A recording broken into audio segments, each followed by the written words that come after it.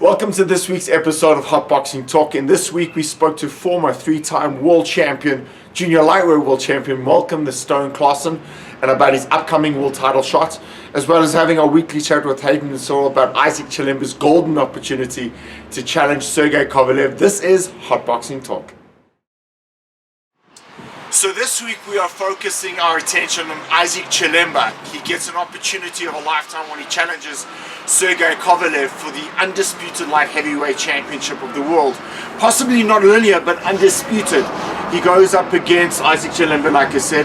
What are Isaac Chilemba's chances of this fight? Of him winning? Well, it is boxing, so he does have a chance, but that chance is very small. I don't see him winning at all. When you say chances, Hayden, is it like kind of winning the lotto, that kind of chance, or is it like a legitimate good chance?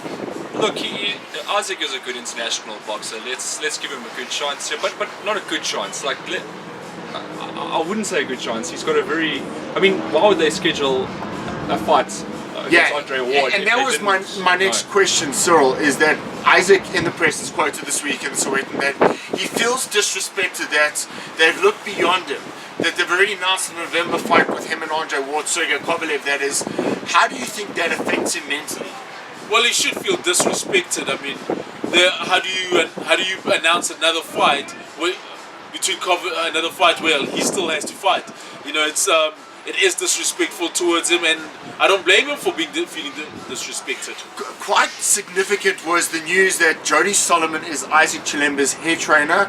He's obviously not working with Buddy McGirt for this fight. Do you think it's going to be detrimental for his fight preparations going into the biggest fight of his career? You talked about disrespect when it came to Kovalev scheduling another fight. Is it not disrespectful then for Isaac Chilemba not to be taking on Buddy McGirt? Is it not showing his level of intent that he's changed his trainer? I don't know. Well, I mean, you would think you would want to cover all your bases going into the biggest fight of your career, that you're not expected to win.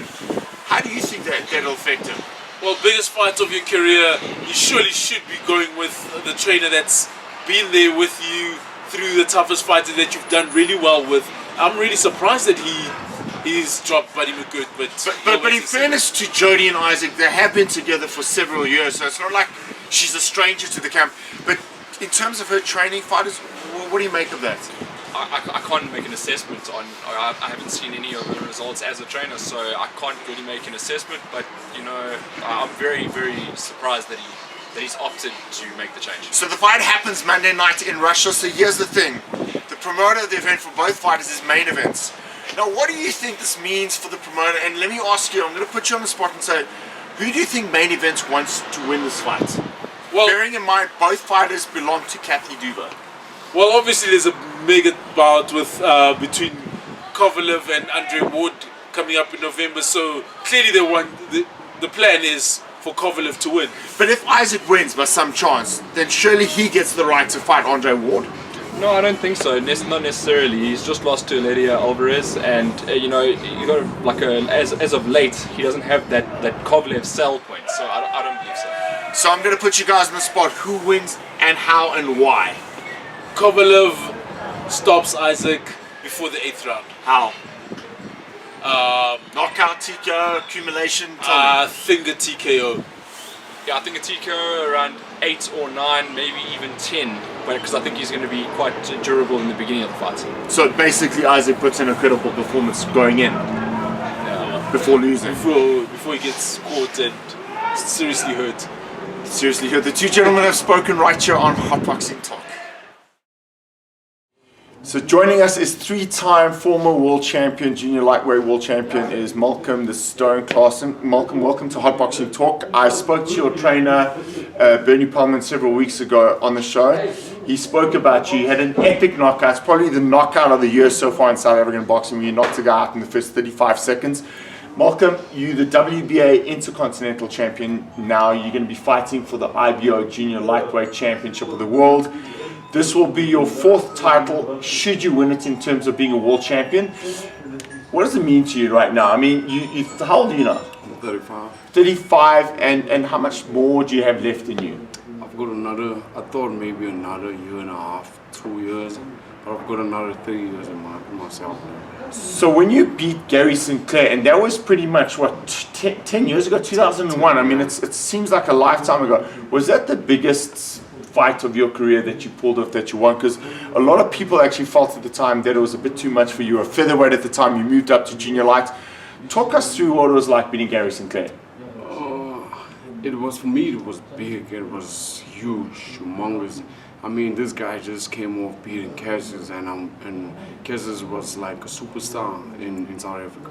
And I was taken there for him to have a defense against him, and I went to the fight knowing I was gonna win because I saw his style. I studied that fight for like four and a half months that I was in training for. So I knew there was no way he could beat me. And then in your first defense, you went down to Cape Town, Khayelitsha, and you lost a split decision. Well, it was a split decision to Mzonke Fana, the Rose of Khayelitsha. Tell us about that moment and that fight, because it was really the first 5 rounds you dominated, and then in the 5th round or the 6th round, he caught you with a jab, and it changed the complexity of the fight. What happened in that fight? It changed, yeah. It changed a bit when he caught me with a jab. But as we went on, round 9, if you look at it tape correctly, I knocked him down. Yeah, the referee scored it as a slip.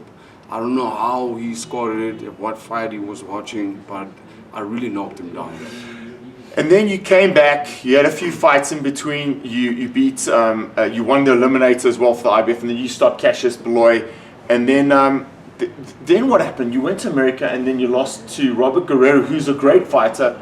And then we didn't see Malcolm for over a year. Then you came back and you won the vacant WBF title. I was in your corner in Australia where I thought you got horribly done in by Will Tomlinson. I thought you won that fight.